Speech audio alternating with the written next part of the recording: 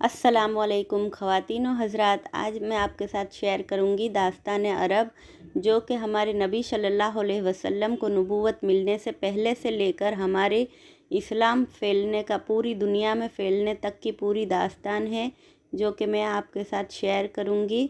तो ये पूरी दास्तान सुनने के लिए चैनल को सब्सक्राइब करें और चलिए हम स्टार्ट करते हैं। बिस्मिल्लाहिर्रहमानिर्रहीम।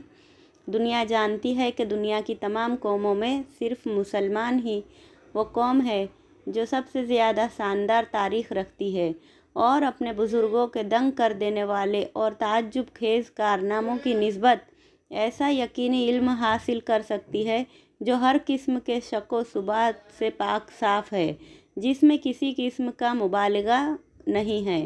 लेकिन ज़माने की सितम ज़रीफ़ी देखिए कि मुस्लिम नौजवान अपनी शानदार तारीख़ से गाफिल और नावाकिफ़ होते चले जा रहे हैं। आजकल के मुसलमान कुरान और तालीम कुरान से नावाकिफ़ हो गए हैं। वो भूल गए हैं कि उनके बुज़ुर्गों ने क्या क्या कारनामे किए हैं, किस तरह कैसर व किसरा की ज़बरदस्त सल्तनतों को तहस नहस कर दिया है। हिस्सा पहला हम शुरू करते हैं। रात गुजर चुकी थी, सितारे झिलमिला कर आसमान में डूब रहे थे, उजाला फैलने लगा था, दुनिया का ज़र्रा ज़र्रा चमक उठा था, पत्ता पत्ता तरोताज़ा हो गया था।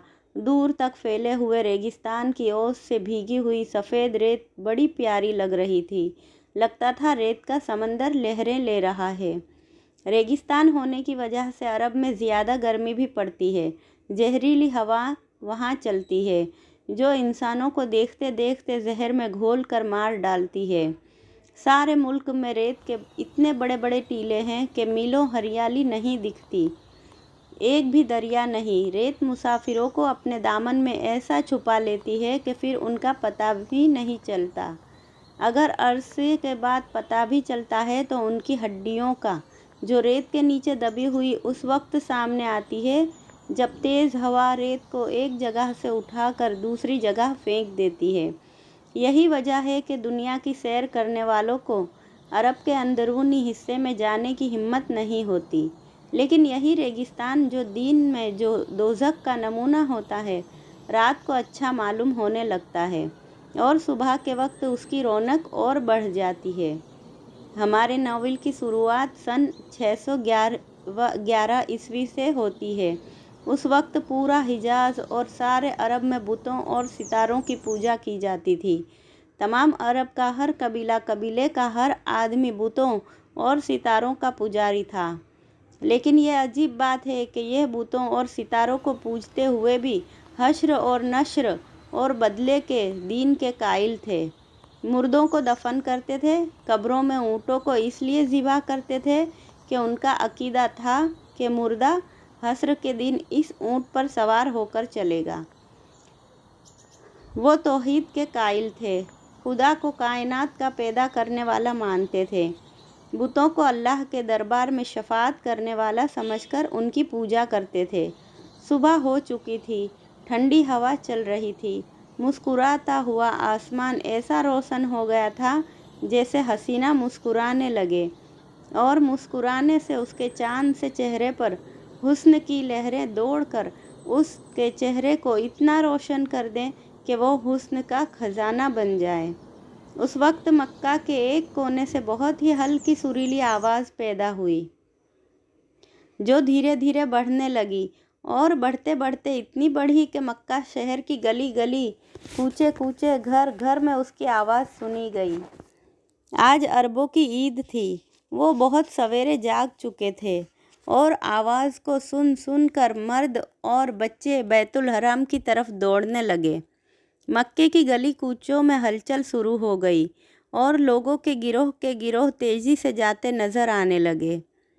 सुरीली आवाज़ अभी तक बुलंद हो रही थी, बड़ी लुभावनी आवाज़ थी। ऐसा लग रहा था जैसे कोई सुरीला बाजा बज रहा है। लोग शहर के चारों तरफ से तेज़ी के साथ बैतुल हरम की तरफ दौड़ रहे थे। वो चमचमाते कपड़े पहने हुए थे और पीले पटके बांधे हुए थे। वो अरबी लिबास में थे। बैतुल हरम यानी खाना काबा बीच शहर में वाक़या था। यही वो हरम शरीफ है جس کی بنیاد حضرت ابراہیم علیہ السلام نے رکھی تھی۔ مدتوں تک وہ ایک خدا کے ماننے والوں کی پناہ گاہ تھی، اب بت پرستوں کے قبضے میں تھا۔ عرب بڑی تیزی سے دوڑ دوڑ کر آ رہے تھے۔ خانہ کعبہ چاروں طرف کھڑے ہوتے جا رہے تھے۔ خانہ کعبہ کی عمارت پتھر اور چونے سے بنائی گئی تھی، بڑی مضبوط اور شاندار عمارت، چاروں طرف اونچے اونچے شاندار دروازے تھے۔ خانہ کعبہ کے نیچے ایک کنواں تھا، کنویں کی من پتھر کی اور دہن کچھ چھوٹا تھا۔ یہی کنواں دنیا میں زمزم کے نام سے مشہور ہے۔ کنویں کی من کے قریب ادھر ادھر بڑے بڑے 2 بت تھے۔ ان میں سے ایک بت کسی خوبصورت عورت کی مورتی تھی، ایسا لگتا تھا جیسے کوئی پری کھڑی مسکرا رہی ہو۔ اس بت کا نام نائلہ تھا۔ دوسرا بت ایک بھاری بھرکم انسان کی شکل کا تھا، ایسا لگتا تھا جیسے کوئی پہلوان اپنے مقابلے کے آدمی کو چت کر کے خوش ہو رہا ہو۔ اس بت کا نام اصاف تھا۔ تمام عرب ان ہر 2 بتوں کا احترام کرتے تھے اور ان کے سامنے آتے ہی سجدے میں گر جاتے تھے۔ باجا ابھی تک سریلی آواز سے بج رہا تھا، ایسا لگتا تھا جیسے حرم شریف کے اندر بج رہا ہو۔ خانہ کعبہ کے تمام دروازے اب تک بند تھے۔ وجہ یہی تھی کہ عرب میں عام طور سے اور مکے میں خاص طور سے قریش کا قبیلہ ہی سردار مانا جاتا تھا۔ قبیلہ قریش کے سردار جناب عبد المطلب تھے۔ ان کا انتقال ہو چکا تھا۔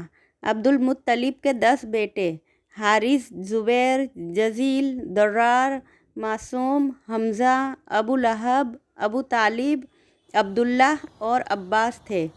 ان میں سے صرف حمزہ، ابو طالب، ابو لہب اور عباس زندہ تھے، باقی مر چکے تھے۔ قبیلہ قریش نے ابو طالب کو اپنا سردار مان لیا تھا۔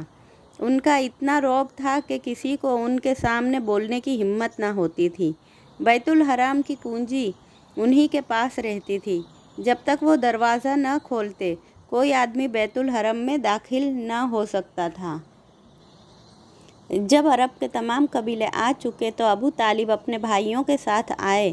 ابو طالب نے آتے ہی دروازہ کھولا، پہلے خود اندر گئے، پھر بھائی اور قبیلے کے دوسرے لوگ اندر گئے، پھر حرم پاک کے تمام دروازے کھول دیے گئے اور عرب کے تمام قبیلے اندر داخل ہو گئے۔ بیت الحرم کی عمارت اندر سے بھی بہت شاندار تھی۔ اس کے ٹھیک بیچ میں بیت اللہ تھا اور بیت اللہ کے چاروں طرف کالے پردے لٹک رہے تھے۔ اوپر چھت پر ایک بہت بڑا بت رکھا ہوا تھا جس کی پوجا ہر ایک کے لیے ضروری تھی۔ بیت الحرم میں اتنی بھیڑ ہو گئی کہ تل دھرنے کی جگہ نہ رہی۔ ہر قبیلہ اپنے اپنے چہیتے بتوں کی طرف دوڑا۔ وہاں بت بھی سینکڑوں تھے، الگ الگ جگہوں پر وہ رکھے ہوئے تھے، عجیب عجیب شکلوں کے تھے، کالے، لال، سفید۔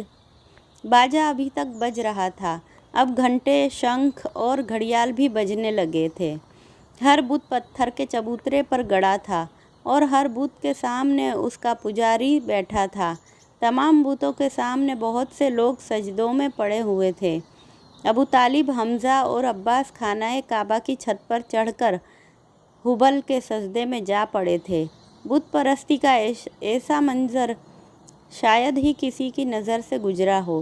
ابھی یہ لوگ سجدے میں ہی پڑے ہوئے تھے کہ تیز ہوا کے جھونکے چلنے لگے، ہوائیں ریت کے ذروں کو اٹھا اٹھا کر اڑانے لگیں۔ اب سورج نکل کر کچھ اونچائی پر جا چکا تھا، دھوپ ہر چاروں طرف پھیل گئی تھی، لیکن آج دھوپ میں وہ تیزی، وہ چمک اور وہ گرمی نہ تھی جو ہر دن ہوتی تھی، بلکہ روز سے دھوپ بھی زیادہ پھیکی پھیکی سی لگ رہی تھی۔ لوگوں نے سجدے سے سر اٹھایا اور خاموش ہاتھ باندھے کھڑے ہو گئے۔ ابھی یہ لوگ کھڑے ہی ہوئے تھے کہ ہوا میں اور تیزی آ گئی۔ سبھی نے گھبرا کر آسمان کی طرف دیکھا۔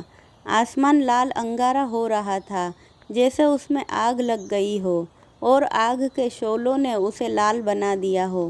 لوگ حیرت اور ڈر سے آسمان کو دیکھنے لگے۔ دیکھتے ہی آسمان کا لال رنگ سیاہی میں بدلنے لگا، بالکل اسی طرح جس طرح آگ کے بعد دھوئیں کے گول گول ماحول کو اندھیرا بنا دیتے ہیں۔ اس منظر کو دیکھ کر عربوں کے حواس جاتے رہے۔ وہ ایک بار پھر اپنے بتوں کے سامنے سجدے میں گر گئے۔ سبھی گھبرائے ہوئے تھے، ڈرے اور سہمے ہوئے تھے۔ پجاریوں نے تھوڑی بلند آواز سے کہا، رو، گڑ گڑاؤ، بتوں کے پجاریوں خوب رو، بتوں سے اس بلا کو دور کرنے کے لیے دعا مانگو۔ آگے کا قصہ میں اگلے ویڈیو میں سناؤں گی، تب تک کے لیے اللہ حافظ۔